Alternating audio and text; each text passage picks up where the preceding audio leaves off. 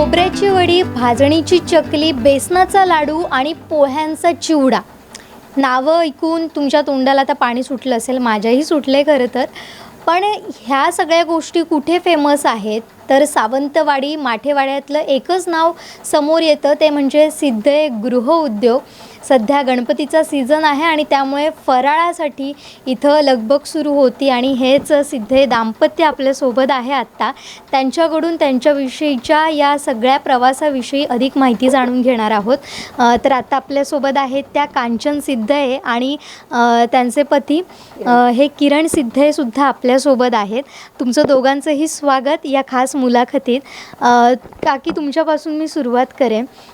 गेली किती वर्ष झाली आता तुम्ही या सगळ्या व्यवसायात आहात आणि कसं काम सुरू? 30 वर्ष मी या व्यवसायात आहे आणि आमचं वर्षभरच हे काम चालू असतं. 10 माणसं आमच्याकडे कामाला आहेत आणि घरगुती पद्धतीने अगदी घरातल्यासारखं काम करतो.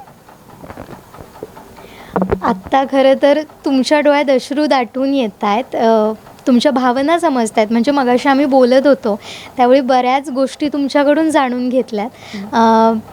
खरं तर तुम्ही जे एवढं नाव कमवलं आहे, म्हणजे आत्तासुद्धा आम्ही बघत होतो, समोर आलो तर बाहेर गिरायकं होती, आता काही गिरायकं येऊन गेली, त्यामुळे आपल्याला मुलाखतच सुरू करताना थोडासा वेळ गेला. पण तुम्ही जे कमवलं आहे आणि तुमचं जे नाव फेमस झालं आहे त्याच्यासाठी तुमची मेहनत आहे, त्यासाठी खरं तर तुमचं कौतुक करावं तेवढं कमी आहे. काका, मी तुमच्याकडे येते. सिद्धे गृहउद्योग ही संकल्पना नेमकी तुम्हाला कशी सुचली आणि याची वाटचाल कशी सुरू झाली? 1956 साली आमच्या आईनी इथे किराणा दुकान सुरू केलं. त्यावेळी एखाद्या ह्या धंद्यात सुरुवात करणं हे जरा आश्चर्यकारक किंवा वेगळं होतं, पण तिने ती डेअरिंग केलं आणि सुरुवात केली. ते 1956पासून आम्ही किराणा दुकान साधारण 2000पर्यंत हा व्यवसाय केला. आमचे वडीलही त्याच्यात मेहनत करत असत, काम करत असत. आई आणि वडिलांनी ते दुकान चालवलं आणि नंतर सन 2000 नंतर आम्ही ह्या गृहोद्योगात, हा किराणा व्यवसाय होता तो बंद करून गृहोद्योगात कन्वर्ट केलं. आणि ह्या गृहोद्योगाचं वैशिष्ट्य म्हणजे दिवाळीचा फराळ आमच्याकडे वर्षभर असतो आणि त्याचं काही एक क्वालिटीच्या दृष्टीनं आम्ही काळजी घेतो. चकली ही असती भाजणीची असते, चांगल्या तेलातली असते. लाडू जे असतात ते तुपातले असतात. म्हणजे हे लोकांना विश्वास निर्माण झाला आहे. त्याच्यामुळे कुठून लोक येतात आणि घेऊन जातात. आम्ही प्रत्यक्ष आमच्या दुकान पलीकडे कुठे देत नाही, होलसेल देत नाही, पण ती गिरायकं सांगतात की आम्ही गोव्यातून आलो होतो, आम्ही तर पहिल्यांदाच आलात का? नाही, आम्ही अनेक वर्ष तुमच्याकडून घेऊन जातो. दिवाळी आली की भाजणी कणकवली, गोवा, सगळीकडे आमची भाजणी, चकलीची भाजणी, अनारसे पीठ वगैरे हे आयटम जातात. आम्ही कुठेही पाठवत नाही, पण त्यांना हे माहीत झालं आहे की इथे अनारसे पीठ चांगलं मिळतं, चकलीची भाजणी मिळते. मग ती माणसं आपापलं लक्षात ठेवून दिवाळी चतुर्थीला त्या गोष्टी घ्यायला येतात. आता करंजा हा आयटम चतुर्थीचा आहे, आम्ही करंजा पुरवल्या ह्या चतुर्थीच्या सीझनला. पण ते चतुर्थीच्या सीझनला करंजा पुरवल्या म्हणून आमचे बाकी आयटम बंद नाहीत. ते सातत्य ठेवणं महत्त्वाचं आहे की चतुर्थी आली म्हणून करंजा केल्या बाकी बंद, हे अपेक्षित नाही आहे. म्हणजे आता जरी काही मी तुमच्याकडे घ्यायला गेले तर सगळ्या गोष्टी इथं अवेलेबलच असतील. पुन्हा एकदा मी काकी तुमच्याकडे येते. मगाशी तुम्ही एक किस्सा सांगत होतात, म्हणजे सिद्धे गृहउद्योग हा नेमका कसा सुरू झाला त्याविषयीचं तुम्ही बोलत होतात, तो किस्सा नेमका काय? ते गृहोद्योग म्हणजे थोडं ते चालूच होतं सासूबाईंचं. पण एक जण कोल्हापूरहून आमच्याकडे चकली भाजणीसाठी आले. 100 किलो चकली भाजणी म्हणाले आम्हाला तयार करून द्या. मग आम्ही तयार केली. आणखीन त्यांना एवढं स्टडी नव्हता कोल्हापूरचा मार्केटचा, तर त्यांनी काय केलं, पैसे आम्हाला दिले होते आधीच. आम्ही तयार केली, त्यांच्याकडे पाठवून दिली. पण ते अक्षरशः 15-20 दिवसात परत ती सगळी भाजणी घेऊन परत आले. ते म्हणाले इकडे नाही चालत आहे आमच्याकडे, काय करा? मग आम्ही ती घेतली. आता मग सासूबाई मला म्हणाल्या काय करूया गो? 100 किलो 80 किलो भाजणी होती त्यावेळेला. हां, तर मग सासूबाई म्हणाल्या काय करूया गो? तर म्हटलं करूया आपण चकली. आणि चकलीची सुरुवात त्यावेळी झाली. ते काय होतं, एवढी भाजणी लागत नाही हे त्यांना अंदाज नव्हता. आम्ही चकलीची भाजणी आणि चकली करत होतो, पण आता एवढी भाजणी राहिली तर काय करायचं? तर मग आपण चकली करून सुरुवात करू. मग दररोज आम्ही त्या व्यवसायात चकली करायला लागलो. त्यावेळी चकलीची सुरुवात झाली. थोडी थोडी म्हणजे 1-2 किलो 3 किलो पिठाची अशी सुरू झाली. अजूनही आम्ही अजून तशीच सुद्धा करतो. तेवढीच आहे की माणसं हाताने करतात, आमच्याकडे मशीन नाही आहे. त्यामुळे त्यांना किती झेपेल. एक जोडी करते म्हणजे 2 मुली करतात ते. मग त्यांना किती झेपेल. एकदम बाबा 10 किलोचं पीठ घातलं आणि चकली करा असं म्हणून आम्ही देत नाही, कधीच देत नाही. 3 किलोची करतो, 2 किलोची करतो, म्हणजे त्यांना झेपेल असं त्यांचाही विचार करून करतो आणि विकतो. बरोबर. आणि व्हेरी फ्रेश असतं. म्हणजे आजची चकली आम्ही उद्या सकाळी पॅक करतो, परत उद्या नवीन चकली तयार होते ती परवा पॅक करतो, म्हणजे असं असतं. हां, म्हणजे फ्रेशनेस महत्त्वाचा आम्हाला आहे. आणि म्हणजे ग्राहकांना आता तेच हवं आहे. आता बरोबर. कोरोनानंतर तर लोकांना जास्त हे आहे. म्हणजे थोडक्यात आपल्या आरोग्याविषयीची जनजागृतता वाढल्यामुळे अधिक त्याबद्दल सगळ्यांना कळालं की किती हेल्थ स्वच्छता महत्त्वाची आहे याची जेव्हा त्यांना जाणीव झाली त्यावेळी अशा गोष्टींना जास्त प्राधान्य दिलं जात असल्याचं आपल्याला बघायला मिळतं. मगाशी मी बऱ्याच गोष्टींचा उल्लेख केला होता, म्हणजे बेसन लाडू, त्यानंतर पोह्यांचा चिवडा असेल आणि खोबऱ्याची वडी. हे तर तुमचं फेमसच आहे, म्हणजे त्याची चर्चा तर अगदी जगभरात झालेली आहे. खरं तर चकल्यांपासूनची सुरुवात तुमची, आणि ते सुद्धा 80 किलो तुम्हाला तिथे पाठवून दिलेला होता आणि त्यातून तुमचं जे सगळं हां बरोबर त्यातून सुरुवात झाली. मात्र आता या सगळ्या गोष्टी फेमस झाल्यात एकदम. आणि आत्ता आपण बघतो की तुम्हाला उसंत सुद्धा नाही आहे बसायला निवांत आणि बोलायला सुद्धा. तर तो प्रवास कसा होता? त्याच्यानंतर म्हणजे आताचा प्रवास असा उसंत नसलेलाच आहे. पण ऑर्डरप्रमाणे आम्ही ऑर्डर असेल तर ते एक वस्तू तुम्ही कशा आणत गेल्यात तुमच्या या व्यवसायात? म्हणजे आता मग खोबरवडी करून बघूया, मग त्याला डिमांड वाढला. असं करून मग बेसन लाडू सुरू केलं. असं एक सुरू केलं आणखी जे लोकांना अगदी म्हणजे पसंत पडले असं हे. त्याच्यानंतर बेसन लाडू काही लोकांना त्रास होतो म्हणजे गॅसचा किंवा असं, मग थोडे गव्हाच्या पिठाचे लाडू करूया असं.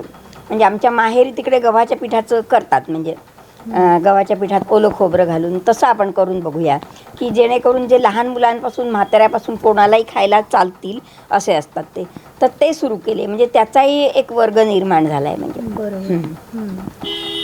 आता वस्तू वाढण्याचं कारण कसं आहे की आम्ही एक 10 वस्तू किंवा 5 वस्तू विकतो, पण त्या 5 पलीकडे आम्ही न करत असलेली वस्तूसुद्धा अंदाजानं काही माणसं पाठवून देतात की अमुक ठिकाणी चला तुम्हाला ते मिळेल. मग त्याची त्याला विचारून आम्ही ती ऑर्डर घेतो आणि करतो. अशा 10 वेळा ऑर्डर आल्यानंतर आम्ही ठरवलं की ह्या लोकांना ह्या गोष्टीचं लायकिंग आहे, मग आम्ही जर शक्य असलं तर ते मध्ये मध्ये करतो. आता मेथी लाडू असतात, डिंक लाडू आहेत, आळीवाचे लाडू आहेत, ह्याचे आम्ही ऑर्डरही घेतो. आणि मेथी लाडू डिंक लाडू तर रेग्युलरच असतात. आता आळीव लाडूची मात्र आम्ही ऑर्डर घेतल्याशिवाय करत नाही, कारण की ते खराब होतात त्याच्यामुळे. आता मगाशी सुद्धा आपण बोललो की स्वच्छता फार महत्त्वाची असते.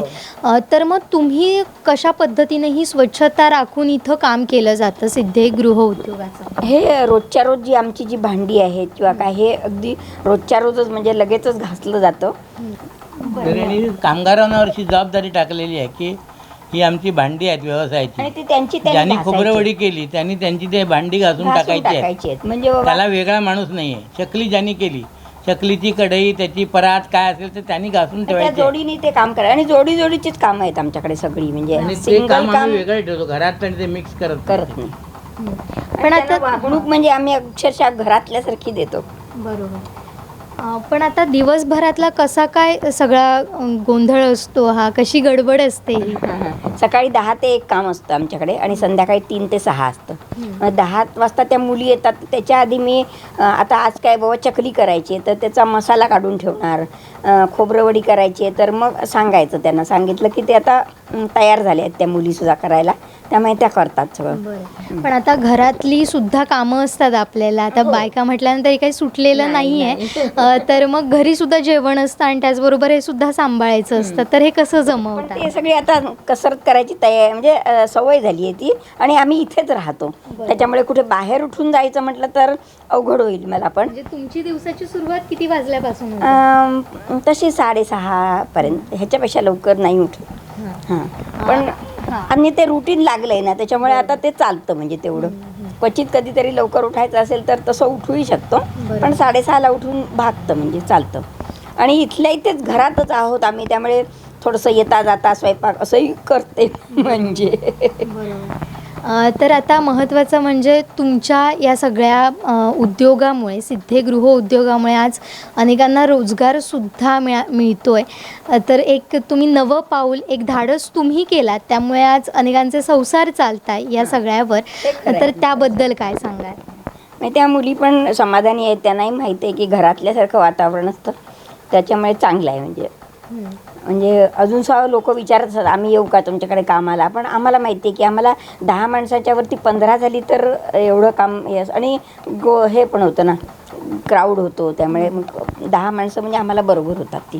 आणि एक आम्ही असं ठेवलं आहे की ड्युटीचे अवर्स आहेत ते 10 ते 1. 10 ते 1 ती जी बाई तिला घरी येणारी घरातून काम आहे करून ती घेऊ घरातलं शकते. काम करून येते. दुपारी 1ला गेल्यानंतर काहीतरी समजा काय गरम करायचं करून असलं तर खाऊ शकतात. जेवून विश्रांती घेऊन 3ला परत कामावर येतात. संध्याकाळी 6ला मोकळ्या होतात. 6 तर 6:30 त्याच्यामुळे पावणे 7 त्यांचं पण होतात घरातलं काम कधीतरी. करून आमचं करता येतं. जसं आम्ही उद्योग करून किंवा घरातलं करून उद्योग करतो, तर त्या इथे आमच्याकडे काम करून घरातलंही करतात. हां. त्या संसारालाही मदत होते, बरोबर, शारीरिक आणि आर्थिक सुद्धा त्यांच्या. अगदी बरोबर. त्याच्यामुळे 10 आणि अशा लोकांना 10-15 मिनिटाच्या अंतरावरच्याच मुली असतात सगळ्या. म्हणजे ट्रॅव्हलिंग करून येऊन तसं नाही, आणि त्याच्यामुळे जमतं ते सगळं त्यांना पण. बरोबर. हं. काका, मी तुमच्याकडे येईन पुन्हा एकदा. आता खाद्यपदार्थ म्हटलं की अनेक रिस्ट्रिक्शन येतात. स्वच्छता ही आहे ती आपण राखतोच, पण त्याच्यासाठी काही मान्यतासुद्धा घ्याव्या लागतात. तर तुम्ही हे कसं जमवलेत आणि तुम्हाला कशी मान्यता मिळाली, त्यासाठी काय काय करावं लागलं? फूड अँड ड्रगचं लायसन घ्यायला लागतं ह्या व्यवसायाला. तर ते घेतलं तर त्याच्या काही रिक्वायरमेंट आहेत. तर त्यांना तुमचा जागेची मालक असेल, मालकी हक्काची असेल तर त्याचा कागदपत्र लागतात. भाड्याचे असेल तर त्याचं NOC लागतं. लाईट तुमचं कनेक्शन आहे त्याचा प्रूफ लागतं. पाण्याची तुमची सोय काय आहे ते लागतं. कामगार किती आहेत, जागेचा नकाशासुद्धा लागतो. ह्या सगळ्या गोष्टी त्यांना दिल्यानंतर ते तुम्हाला मान्यता देतात. बरोबर, आणि ती दरवर्षी तुम्हाला ते रिन्यू करायचं आहे. बरोबर, अगदी. आणि आता इतकी वर्ष झाली, 50 वर्ष झाली, तुम्ही दोघे मिळून हे सगळं सांभाळताय. आता खरं तर काकींच्या डोळ्यात जेव्हा पाणी येत होतं त्याचवरून जाणवतं की किती तुम्ही कष्टा खाल्ल्या असाल. म्हणजे अडचणी तर प्रत्येकाच्या समोर असतात, मात्र त्या अडचणींवर मात करून पुढे जाणं फार गरजेचं असतं. तर अशा तुमच्या आयुष्यात आलेल्या काही अडचणी ज्या तुम्हाला आमच्याशी शेअर कराव्याशा वाटतील, काय सांगाल? आमची ह्या व्यवसायात क्वालिटी असल्यामुळे आम्हाला व्यवसाय हळूहळू वाढत गेला. पण एक अशी स्टेज होती की त्यात खर्चाची मेळ पडत नव्हता. बाकी अडचणी काही नाही, पण खर्चाचा मेळ पडत नव्हता. लोनवर व्यवसाय करत होतो. तर लोनसुद्धा अजून आजतागायत लोन आहे, पण आता त्याचं टेन्शन नाही, कॅश क्रेडिट आहे. नाहीतर कुठची वस्तू आम्हाला घ्यायची झाली तर लोन काढायचं. एक TV घ्यायचा असला ते लोन काढायचं आणि 1-2 वर्ष फेडायचं. पण ते मुदतीत फेडणं, मग त्यामुळे बँकेचं एक क्रेडिट आहे. बँकेत कधी लोन 1 वर्षाच्या मुदतीसाठी घेतलं आणि 2 वर्ष झाली असं झालं नाही. आणि व्यवसायासाठी जे कर्ज आहे ते आम्हाला बँकेनंसुद्धा आम्हाला अगदी बोलवून दिलेलं आहे. म्हणजे त्यांना ते युनिट आवडलं, त्यांना कल्पना आवडली. ते म्हणाले प्रपोजल तुमचं आम्ही पहिलं करणार, नवीन ब्रँच आहे बँकेचा आम्हाला सेंट्रल चांगला बँकेचं हे फायनान्स आहे. ते म्हणाले आहे पहिलं आम्हाला. तुमचं प्रपोजल करणार आणि नंतर बाकीच्यांची करणार. तुम्ही लवकर पेपर घेऊन या. म्हणजे क्रेडिट तिथेही आहे. आता त्यांच्यावर आम्ही अवलंबून आहोत. बँकरसुद्धा धंदे उद्योगावर अवलंबून आहेत, पण हा विश्वास एकमेकांचा जपणं महत्त्वाचं आहे. अगदी हां, त्यामुळे तो काही वर्ष ती अशी ओढाताणीत गेली, पण आता आम्ही ती ओढाताण राहिली नाही. जरी कर्ज असलं तरी ते तसं हे आम्ही नाही. सेफ आहोत. आणि आम्हाला किती म्हणजे आम्ही रिपेमेंट किती करू शकतो, उगीच डोईभर असं करत नाही. म्हणजे तो एक विषय बाकी महत्त्वाचा खर्चाला आहे. आम्ही लगाम घातलेला आहे. हां, म्हणजे आम्ही फिरायला महिनाभर 15 दिवस असं उद्योग कुठेही ठेवून जात गेलो नाही. असं म्हणजे झालं नाही एवढ्या वर्षात. पण असं कधी वाटलं का की आता थोडीशी विश्रांती घेऊया, थोडंसं बाहेर जाऊया, असं कधी झालंय का? मानसिकता आहे, पण प्रत्यक्ष आमचं घरात दुकान असल्यामुळे ते व्यवहारी होत असं होत नाही. अजून एक 5 वर्ष जायला लागतील. आता आम्हाला 1-2 दिवस लग्न करायला कुठे जायचं झालं तर तर आम्ही एक एक reliever रिलीवर ठेवतो. ठेवतो. तो आमच्या जागी बसून मॅनेज करतो. सगळं करतो. मुली आमच्या काम करत असतात, पण आम्हाला 2 ते 4 दिवस जायचं असेल तर तर ते ते सगळं manage तोही माणूस करून ग्रॅज्युएट ठेवायला आहे, लागतं. कोरगावकर म्हणून आहेत. त्यांचा व्यवसाय रिक्षेचा आहे, पण ते आमचं दुकान BCom आहे माणूस, तर तो आमचं रिलीवर म्हणून इथे काम करतो, मॅनेजर म्हणून काम करतो. तर तेवढा आम्हाला रिलीफ आहे, विश्वास आहे, असं करू शकतो. पण तेवढ्या पुरतंच आहे की 2 दिवस 4 दिवस. धंदा बंद ठेवून नाही करत. म्हणजे त्यात नाही काय करत. होतं, आमचं नुकसान होतं त्याच्यापेक्षा त्या मुलींचा रोजगार आहे तो, नुकसान त्यांचं नुकसान होतं, त्याच्यावर ते अवलंबून मजेला आहे. जाऊ सुद्धा कुठेतरी महिनाभर समजा गेलं तर हरकत नाही, पण त्यांचंही नुकसान आहे. म्हणजे सगळा विचार करून आम्ही तसंही नाही म्हणून करत. कोविड काळात सुद्धा आम्ही त्यांना का कुठे जाऊ नका, फिरू नका असं अर्धा सांगितलं. दिवस आम्ही काम त्यांना पण दिलं. म्हणजे आम्हाला ज्यावेळी परमिशन मिळेल त्यावेळी ते केलं, पण परमिशन नसताना सुद्धा त्यांना ॲडव्हान्सेस दिले काही 3 महिने 4 महिने. आणि मग ते आता ज्यावेळी काम फुल फ्लेज सुरू झालं त्यावेळी थोडा ॲडव्हान्स कमी करून त्यांना आम्ही सपोर्टही केला. आमचंही काम चालू राहिलं. त्यामुळे आमच्या विश्वासावर ती माणसं तशीच राहिली, टिकून राहिली ना. नाहीतर मग दुसरीकडे कुठे जाऊ शकली असती. तसं नाही आहे ते. विश्वास आम्ही ठेवलेला आहे, त्यांनी आमच्यावर, आम्ही त्यांच्यावर ठेवलेला आहे. म्हणजे कोविड काळातही आम्ही निभावून गेलो त्याच्यामध्ये. म्हणजे विश्वास असणं फार गरजेचं आहे आणि त्यावरच खरं तर नातं असू देत किंवा व्यवसाय, उद्योग व्यवसाय असू दे, तो यावरच टिकून असतो. आणि हाच संदेश खरं तर आपल्या सगळ्या दर्शकांसाठी आहे. आणि ग्राहकाने आम्हाला जो आमच्यावर जो विश्वास दाखवलाय तो तसाच राहू दे. म्हणजे किंवा आम्हाला ती तशी सेवा करायची संधी राहू दे. का की मी तुमच्याकडे पुन्हा एकदा येते. तुम्ही सुरुवातच जेव्हा झाली आपली त्यावेळी तुमच्या डोळ्यात थोडंसं पाणी आलेलं, तर त्याचं काय कारण, काय सांगा? नाही असं कारण काही नाही. गहिवरून येण्याचा हा विषय आहे. एक समाधानाचा विषय असतो, त्यावेळी गहिवरून येतं की आपण हा एवढ्या ओढाताणीतून हा धंदा वर काढला आणि आज ही स्टेज आहेत की तुम्ही आमची मुलाखत घ्यायला आलात. म्हणजे त्याची एक समाधान असतं, त्याची पावती असते, तर ते गहिवरून येतं. ही अपेक्षा कधी केलेली नसते, हे त्याचं कारण आहे. आणि आमचं एक महत्त्वाचं आहे की जोपर्यंत आम्ही क्वालिटी देतो आहे तोपर्यंतच विश्वास ग्राहकाचा टिकून आहे. आणि तोपर्यंत आम्हाला काही काळजीचं कारण नाही, क्वालिटी मेंटेन करायची. काका, शेवटचा प्रश्न तो म्हणजे आता आपण बघतोय की अनेक जण असं सांगतात की कोकणात काही व्यवसाय नाही आहे, म्हणजे कोकणात काही धंदे चालत नाही आहेत किंवा रोजगार निर्मिती होऊ शकत नाही. पण तुम्ही आता एक उदाहरण घालून दिलं आहे, ते म्हणजे तुम्ही तुमचाही घर सांभाळतायत, घर चालवतात याच उद्योगावर. त्या वेगळं काही तुम्ही करत नाही आहेत उदरनिर्वाहासाठी. मात्र हे करत असताना तुम्ही आणखीन अनेक जणांना रोजगार देता या माध्यमातून. म्हणजे रोजगार निर्मितीचं तर तुम्ही काम केलं आहेच, पण असे अनेक लोक आहेत ज्यांना याची गरज असते की नेमकं आम्ही काय करावं. उद्योग जर सुरू केला तर त्यात कुठल्या गोष्टी करण्यापेक्षा कुठल्या गोष्टी करू नयेत, तसे काय सल्ले द्याल? आता कोकणात बागायतीचं उत्पन्न चांगलं आहे. आणि बागायतीचं आता उदाहरणार्थ काजू आहे, तर काजू हे उत्तम पीक येतं त्याचं, आणि त्यापासून तुम्ही धंदा उद्योग करू शकता. पण ते स्वतःची जी काजू आहे तो माणूस तो त्याच्यात त्यांनी धंदा अवश्य करावा. आंबा आहे, आंब्यापासून बरेच उद्योग आहेत आणि ह्या कॅनिंगच्या व्यवसायात खूप माणसं काम करतात, पण तरीसुद्धा अजून त्या व्यवसायात येण्याची जरूर आहे. काजू आहे, फणस आहे, जांभूळ आहे, ह्याच्यात पूर्वी कधी पैसा दिसला नव्हता असा पैसा आता दिसतो आहे. आम्ही 2 रुपये किंवा 1 रुपया किलो जांभळं आणायचो, तर आता 100 रुपये किलो जांभूळ झालेलं आहे. हे दिवस आता दिसत आहेत, पण त्याचवेळी कोकणातल्या माणसांनी त्याच्यावर कॉन्सन्ट्रेशन करण्याची जरूर आहे. आणि कुठची गोष्ट केली त्यात सातत्य ठेवलं पाहिजे. आज एक केलं, उद्या दुसरं केलं, मोबाईल नंबर बदलतात तसं ते बदलून चालणार नाही. सचोटी आणि सातत्य ह्या गोष्टी नक्की पाहिजेत तुम्ही. म्हणजे हाच एक सल्ला आहे, बाकी काही नाही. नाही म्हणजे तुम्ही हे केलं ना तर लोक तुमच्याकडे नक्की येत आहेत, अगदी नक्कीच येतील. अगदी बरोबर. धन्यवाद काका काकू, तुम्ही आमच्याशी संवाद साधलात. बघत होतो आम्ही किती धावपळ होत होती तुमची, पण खरंच बोलून बरं वाटलं. आणि एक तुम्ही उत्तम उदाहरण सगळ्यांना घालून दिले की घरात मध्ये राहून सुद्धा आपण अनेक व्यवसाय करू शकतो, जर आपल्याला आवड असेल तर. अर्थात खरं तर त्यासाठी तुमचे दोघांचेही आभार आणि तुमच्या पुढील वाटचालीसाठी शुभेच्छा. हा सिद्धे गृह उद्योग आता खरं तर आम्ही बघतोय की जगभरात पोहोचलेला आहे, तर अशाच वाढत जावं हा व्यवसाय, याच तुम्हा दोघांनाही मनपूर्वक शुभेच्छा.